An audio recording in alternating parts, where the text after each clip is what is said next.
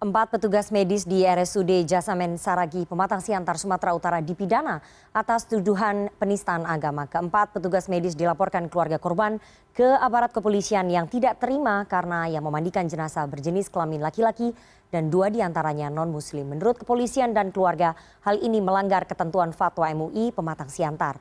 Dan untuk membahasnya lebih dalam, kita sudah terhubung melalui sambungan Zoom dengan pakar hukum pidana Universitas Trisakti Abdul Fikar Hajar. Selamat sore.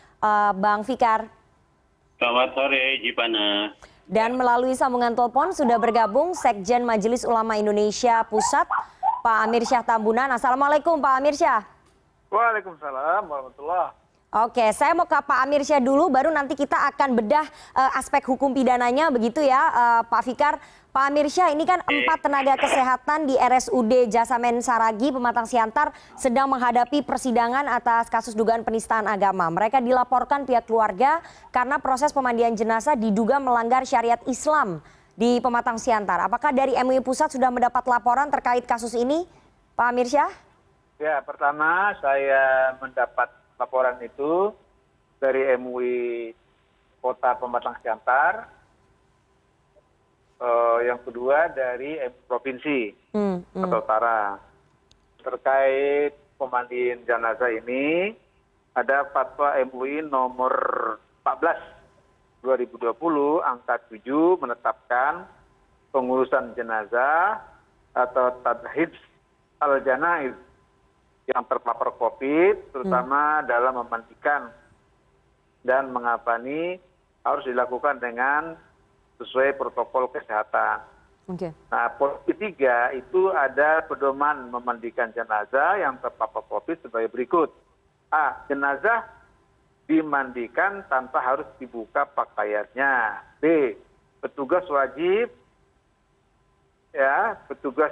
berjenis kelamin yang sama dengan jenazah yang dimandikan dan dikafani. Okay.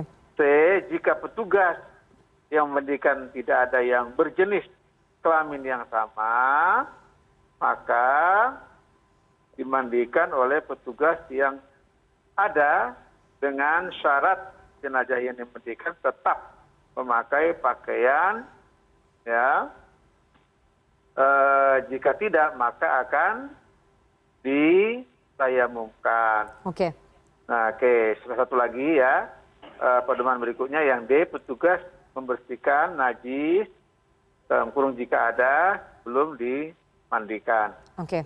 Itu antara lain ya.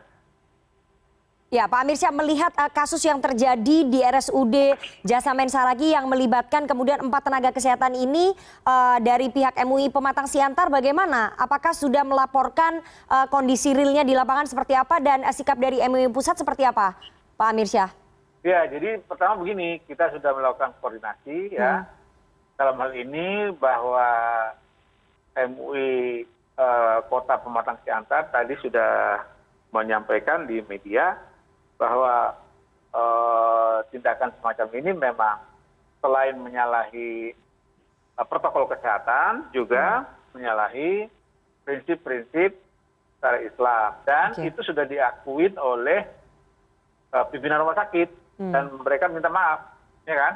Oke. Nah, soal tindakan berikutnya itu sudah di luar domainnya Majelis Ulama Indonesia. Artinya itu adalah wilayah hukum yang bukan merupakan domain dari Majelis Ulama Indonesia. Begitu, Mbak. Oke, Pak Amir Syah, kita nanti akan kembali lagi ke Anda, tapi saya mau tanya ke Pak Fikar terlebih dahulu. Tadi sudah menjadi ranah hukum ataupun wilayah hukum seperti yang disampaikan oleh Pak Amir Syah begitu. Tapi kalau dari Pak Fikar melihatnya seperti apa? Karena ini sudah bergulir ke pengadilan dan pelapor berkeyakinan bahwa 4 tenaga kesehatan ini melakukan pelanggaran syariat Islam. Dari segi hukum pidana, bagaimana Pak Fikar melihatnya? Ya. Dari segi hukum pidana, ada beberapa ketentuan yang mengatur, yang berkaitan dengan, yang bersentuhan dengan agama, ya. Di antaranya adalah pasal 156A, ya. Itu pasal terkenal dengan pasal penodaan agama, ya. Nah, di situ kan diatur mengenai seorang yang menunjukkan perasaan atau perbuatan, gitu ya. penyalahgunaan, penodaan, dan ya intinya adalah tidak menghormati agama. Intinya seperti itu. Gitu, ya. Nah itu ada pasalnya sejak zaman Belanda. Ya bahkan ini ada perubahannya juga. Nah apakah itu yang dilakukan pada kasus ini adalah bisa dibawa ke pengadilan atau tidak? Ya nyatanya kan polisi sudah memproses itu, kemudian jaksa juga, dan sekarang sampai di pengadilan. Gitu. Nah persoalannya adalah di dalam hukum pidana itu ada meskipun ada perbuatannya, tetapi harus juga dibuktikan ada nggak kesalahannya. Nah, di dalam hukum pidana Indonesia, kesalahan itu diterjemahkan dalam dua tindakan, sengaja atau kelalaian, gitu. Ya, nah kesengajaan atau kelalaian itu yang membedakan gradasi hukuman terhadap orang yang bersalah. Kalau sengaja, pasti hukumannya akan lebih berat ketimbang umpamanya satu perbuatan dilakukan dengan kelalaian. Nah, tetapi itu belum cukup karena untuk dapat dihukum seseorang, selain ada perbuatannya, ada kesalahannya, juga dapat dipertanggungjawabkan. Maksudnya jiwanya, yaitu apakah seseorang itu sadar ketika melakukan satu perbuatan itu. Ya, apakah seseorang itu punya penyakit jiwa atau tidak, anak-anak atau bukan yang melakukan itu. Dan yang keempat adalah ada alasan pemaaf. Tidak ada alasan pemaaf. Nah, alasan pemaaf itu di dalam hukum pidana Indonesia ada beberapa. Di antaranya itu tadi anak kecil, orang sakit jiwa, terpaksa melakukan itu. Nah pengertian terpaksa itu diuraikan nanti. Kemudian membela diri, atau perbuatan itu dilakukan karena melakukan perintah undang-undang, gitu. Atau perintah atasan. Dalam kasus ini bagaimana, Pak Fikar? Ini sebenarnya kalau bisa dibuktikan bahwa memang ada, itu bisa menjadi alasan pemaaf. Tapi sebaliknya, kalau tidak bisa dibuktikan alasan pemaaf ini ada, gitu ya, maka orang itu sudah bisa atau ada alasan untuk menghukumnya. Karena sudah memenuhi tadi, ada perbuatannya, ada kesalahannya, jiwanya bisa dipertanggungjawabkan, dan tidak ada alasan pemaaf. Oke, saya mau ke Pak Amirsyah lagi. Pak Amirsyah, dalam kondisi darurat, apakah kemudian MUI mengizinkan begitu jika kemudian pengurusan jenazah dilakukan sesuai seperti yang dilakukan oleh para tenaga kesehatan di RSUD Jasamen Saragi begitu? Kalau dalam kondisi darurat bagaimana? Ya, dalam poin panduan itu ada pada poin G ya, yaitu angka 3 tentang pedoman pemandikan jenazah.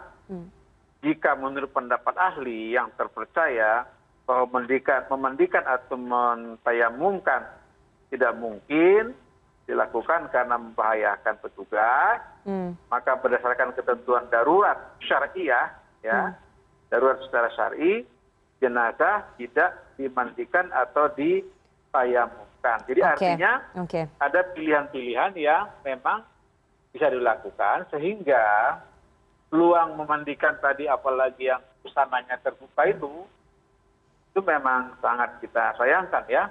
Karena ini menyangkut apalagi jenis kelamin yang memandikan itu berbeda.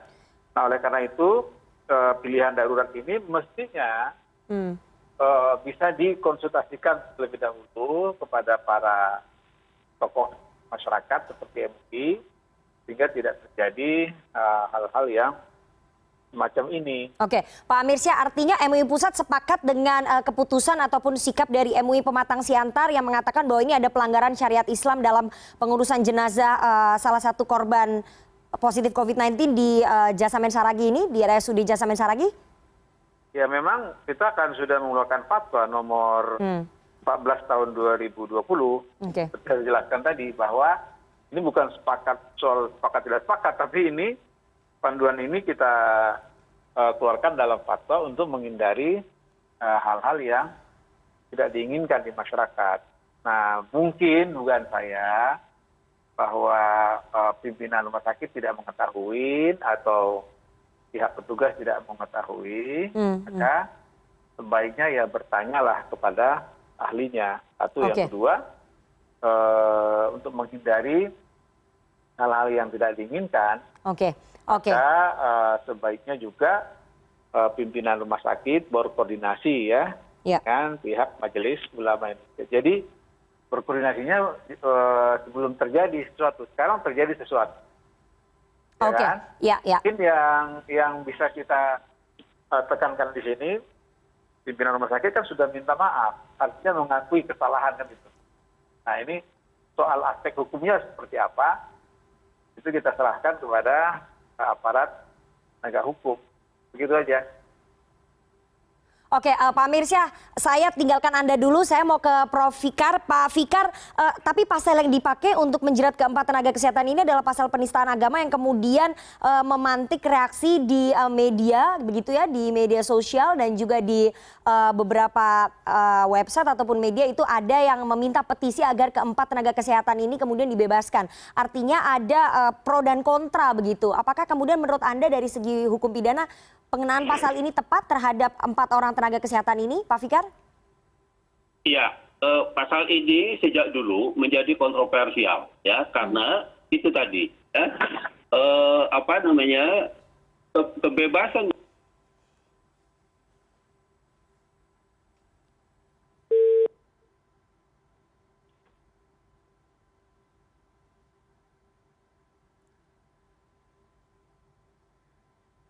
Oke, tampaknya kami mengalami kendala komunikasi dengan Profesor Abdul Fikar.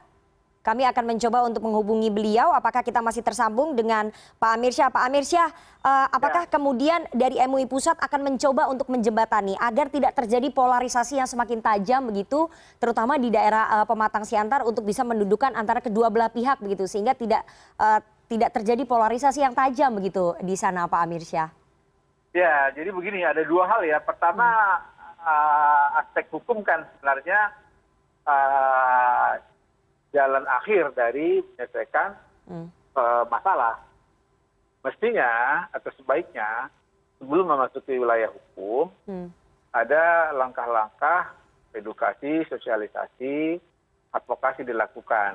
Oke. Tapi kan saya tidak melihat, mestinya di sini kan ada narasumber dari pihak rumah sakit, seperti apa sebenarnya langkah-langkah itu dilakukan. Oke, kami mencoba untuk menghubungi dan juga meminta waktu kepada pihak dari RSUD Jasamen Saragi, namun mereka tidak bersedia untuk bergabung dalam dialog kita, baik dari tim kuasa hukum ataupun dari pihak direksi RSUD Jasamen Saragi. Pak Amirsyah, silakan diteruskan. Ya, jadi mestinya pemerintah harus hadir dalam konteks ini. Karena apa? Karena rumah sakit ini kan, Jasamen Saragi ini kan di bawah naungan dinas pemerintah kota Pematang Siantar, begitu ya? Ya. Nah, jadi tidak boleh lepas tanggung jawab soal ini. Karena bagaimanapun aspek kemaslahatan ya itu harus dikedepankan agar tidak terjadi polarisasi di masyarakat. Artinya bagaimana penyelesaian ini bisa dilakukan di satu sisi aspek non litigasi, ya kan? Nah, karena itu tadi ada misalnya petisi ya itu kita serahkan kepada domain atau pada aparat penegak hukum. Oke, diserahkan kepada aparat penegak hukum, tapi kan sekarang muncul petisi di berbagai media untuk membebaskan keempat tenaga kesehatan ini dan dikhawatirkan ini dapat memantik rasa kekecewaan begitu dari tenaga kesehatan. Bagaimana kemudian supaya ini sama-sama ada win-win solution begitu, Pak Amirsyah, sehingga ini tidak terjadi lagi baik di Pematang Siantar ataupun di daerah lainnya dan tidak merugikan siapapun di sini. Iya, maka saya katakan tadi ada dua ya. Tadi saya baru menjelaskan satu, yang kedua itu karena aspek hukum adalah aspek akhir ya dari penyelesaian ini, maka kalau ada misalnya semacam aspek penyelesaian non litigasi ya, maka ini juga sebenarnya bisa dilakukan, tapi tergantung ya kepada kesepakatan para pihak. Contoh tadi ada petisi yang keberatan, tentu bagaimana teman-teman dari pemerintah daerah ya, bisa melakukan komunikasi. Oke.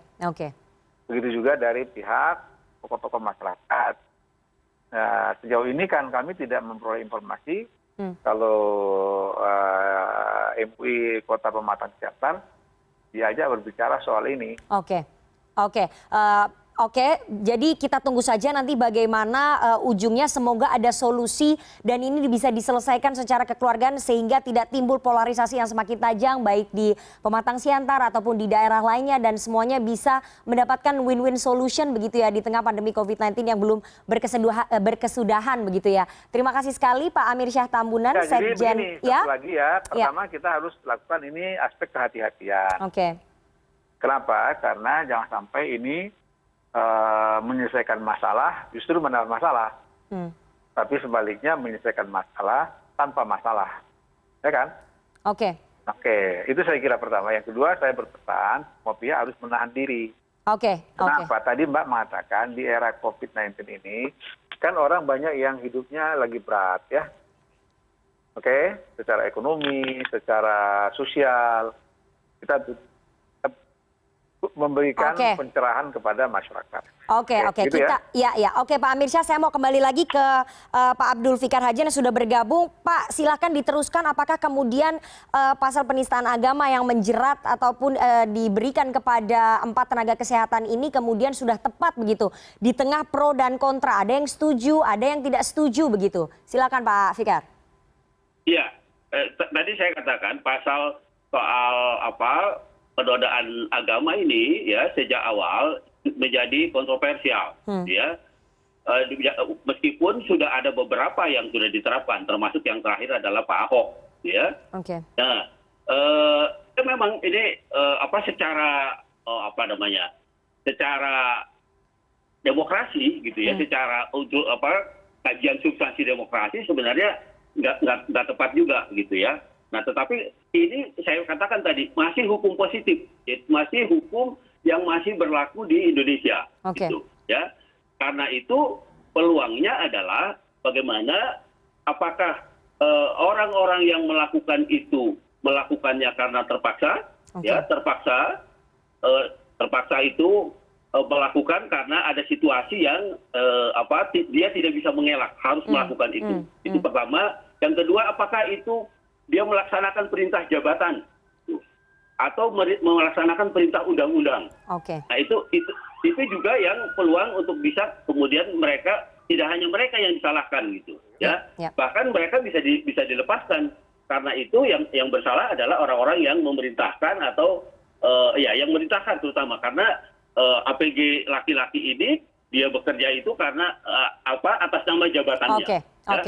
Karena dia bekerja karena ada perintah jabatan dia untuk melakukan itu. Oke, sayang sekali waktu kita sudah habis Pak Fikar, padahal masih banyak yang bisa dikupas ataupun dikuliti, tapi kita tunggu saja nanti hari Kamis besok adalah persidangan perdana. Semoga semua pihak bisa membuktikan baik tuduhannya dan juga pembelaannya dan semoga ini polarisasi tidak semakin tajam dan ada win-win solution bagi kedua belah pihak. Terima kasih sekali dua orang narasumber yang sudah bergabung pada sore hari ini, Pak Abdul Fikar Hajar, pakar hukum pidana Universitas Trisakti, dan juga sebelumnya ada Pak Amir Syah Tambunan, Sekjen MUI Pusat. Terima kasih Bapak-Bapak atas waktunya kepada CNN Indonesia Newsroom.